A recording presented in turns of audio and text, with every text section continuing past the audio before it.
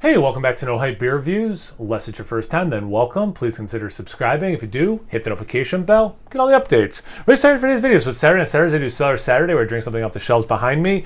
This one, let's see. It's a 2018, it's Ballast Point, 2018 High West Victory at Sea Imperial Porter with coffee and vanilla flavors, aged in High West bourbon and rye barrels. So I'm assuming it's coffee. And then the vanilla is what is vanilla flavors, not coffee flavors. But actually, no, flavors is plural. So maybe both of those are flavors. I don't know. 12% ABV. I'm not going into this expecting it to be that good. I'm going to go out on a limb. This is probably past its prime and not going to be the best. So should be more of a fun one, but we'll see. For a quote-unquote porter, pours pretty dark. Good amount of head. All right, I mean, so far, actually, it's shaping up to be fine. What do you got? 3/4 finger of light mocha, very light mocha head. Compact bubbles, a little bit more soapy on top as they're larger up there. Really dark brown into black kind of color. Looks like a big porter. I would probably, if I was doing this blind, think it was a stout, to be honest with you. It's about the aroma. Okay, actually that smells good. It's a good mix of coffee and vanilla things. I don't know if it's because I was going into this thinking I'd get a lot of green pepper, but I feel like I do get a little bit of green pepper. But again, I don't know if it has real coffee in it based on coffee and vanilla flavors, whatever that is. I don't know. I wouldn't say I get a ton of bourbon or oak either.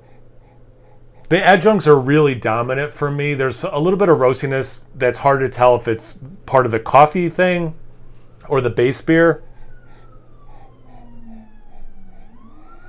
Slight staleness to it, light, almost like crackery thing. Oh, but it actually does smell better than I thought it would. It's about the taste. Cheers.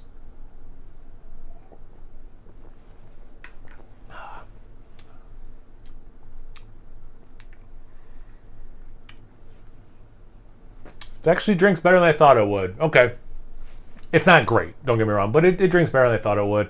There is this stale, slightly cardboardy, and I think that cracker thing I said might be more of the cardboard thing now that I'm tasting it. Chocolate notes for sure that I did not get in the aroma. Definitely leans dark chocolate, that roastiness that coffee helps. The vanilla at times makes me think milk chocolate, though, which is kind of interesting. There's a prickliness to it that I don't quite like. That's probably the thing that's taken me out of the experience the most, even over the stale, almost cardboardy kind of thing. Is this prickly? I like it sometimes when beers have that prickliness. And this aftertaste is not particularly good. The sip, pretty good. This aftertaste, I really wish I had a glass of water. I would be drinking that right now, trying to wash it down, because I do not like this aftertaste. And that's my biggest gripe with this. Is this aftertaste is unpleasant. The prickliness. Let me do another sip.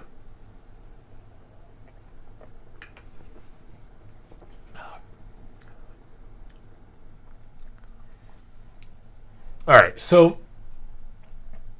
Yeah, so that prickliness, get rid of that. It was the second sip, I did not get it. The second sip, the initial finish is actually fine. It just, as it keeps lingering on my palate, I'm not a fan. That is where I finally taste some oak, though, so that's something. Like the aroma, I don't get really bourbon in this, or rye spice. Oh, no, actually, you know what? There is a little bit of spiciness, and it probably is the rye. So fair enough. Hides alcohol well. I don't taste the 12%. That coffee vanilla thing is interesting. The vanilla, really interesting to me. The vanilla tastes like vanilla, not vanillin from the barrel, not exactly vanilla beans, not sweet enough to be vanilla frosting, but it's more that vanilla. If you could isolate out the sweetness, it's more that vanilla thing. So I'm not super surprised. Vanilla flavors.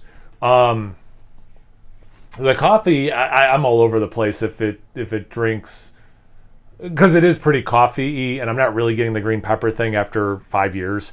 So I'm really wondering if those are also additive flavors or if it's real coffee. If it's real coffee, I'm like shocked how well it's stayed coffee and not green pepper for 5 years. The short version, not as big of a mess as I thought it was going to be. The aftertaste is what kills it for me. The rest of the experience is totally fine. Definitely past its peak, but fine. But the aftertaste, I really do wish I had a glass of water. But yeah, have you guys had this beer before? Are they even still making this beer? I have no idea. But have you had it before? Have you had it aged this long? Are they still making it? Drinking something else you want to tell me about?